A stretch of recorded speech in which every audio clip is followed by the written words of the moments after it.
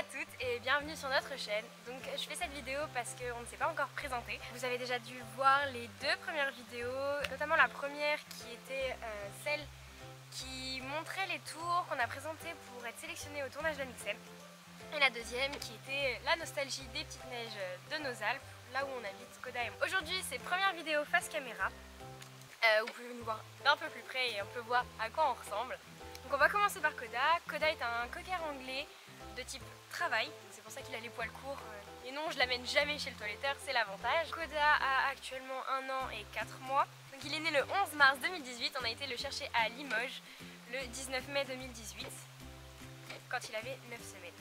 C'est encore un petit bébé qui est pas très courageux, qui a son petit caractère aussi, un caractère de cocker qu'on connaît bien. Juste une petite anecdote à savoir sur Koda, quand on venait d'emménager dans les Alpes, quand il avait 5 mois, monsieur a eu une mauvaise aventure avec un homme.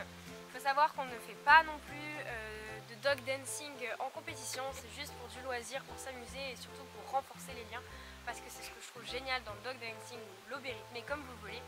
Je trouve ça fantastique de pouvoir améliorer ce lien en fait, et de toujours construire plus et d'avoir cette confiance qui se construit entre le chien et son maître. À part ça, on fait aussi de l'agility une fois par semaine quand je suis dans les Alpes chez moi. Notre petit club où on fait une séance d'éducation par semaine et avec ça on fait de l'agility. J'aimerais bien commencer les compétitions en septembre avec lui, mais je veux pas non plus trop lui en demander, ça reste un loisir où on doit s'éclater tous les deux. Et je suis pas là pour faire des performances, c'est juste pour le défouler.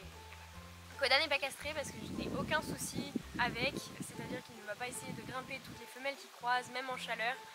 Oui, il va être attiré, c'est sûr, mais comme tous les chiens, je pense. Je ne vois pas l'intérêt de le castrer pour le moment parce que j'aimerais lui faire une saillie plus tard, dans l'idéal dans un an et demi. Donc c'est à mon tour de me présenter, je m'appelle Laura, j'ai 19 ans. Enfin, j'ai mon appartement dans les Alpes, mais là actuellement je suis chez mes parents pour les vacances. Donc c'est pour ça qu'il y a un joli petit jardin. Je fais des études d'ostéopathie animale, donc à l'ESOA à Annecy, donc l'école supérieure d'ostéopathie animale d'Annecy.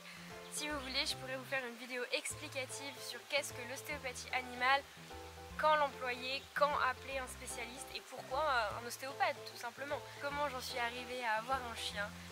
Eh bien ça a été compliqué, ça a été très long. Ça fait des années et des années que je réclamais un chien à mes parents. La réponse était toujours non. Et jusqu'au jour où j'ai été prise en école d'ostéopathie. Juste avant de partir pour mon école d'ostéopathie pour faire ma journée d'immersion, j'ai laissé un joli dossier expliquant pourquoi est-ce que je dois avoir un chien. Et c'est vrai que mes parents à ce moment-là ont commencé à réfléchir parce que j'allais être loin, j'allais être toute seule.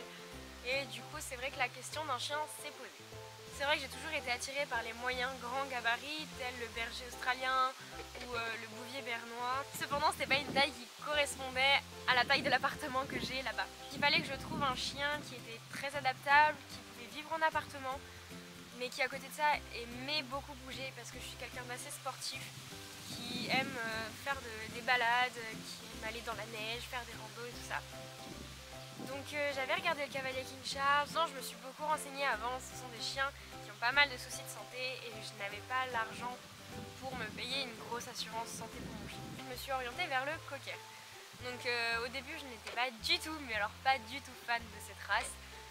Et en fait c'est en voyant les bébés petit à petit, en cherchant des portées et tout ça. Après faux espoir et faux espoir, j'ai fini par rencontrer une dame qui avait posté une annonce sur Facebook disant qu'elle avait des chiots à vendre. Alors je ne le conseille pas, mais c'est ce qui s'est passé avec Koda.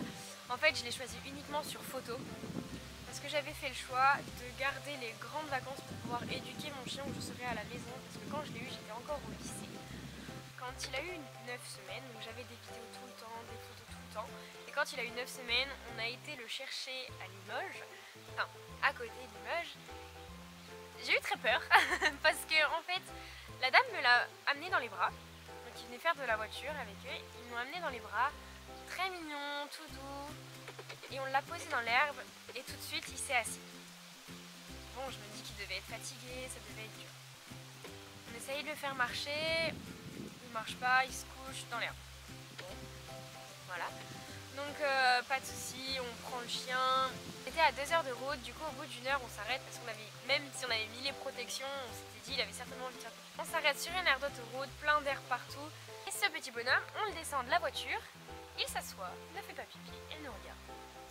Bon, c'est pas grave, hein.